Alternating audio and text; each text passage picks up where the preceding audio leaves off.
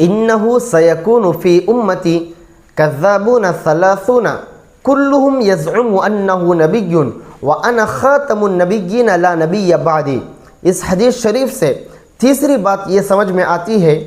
کہ نبی پاک صلی اللہ علیہ وسلم نے جھوٹے مدعیان نبوت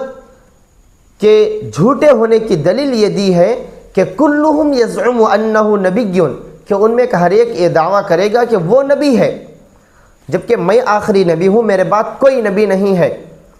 تو ان کے دجال اور کذاب ہونے کے لیے فقط دعوی نبوت کافی ہے، کسی دلیل کی حاجت اور ضرورت نہیں ہے۔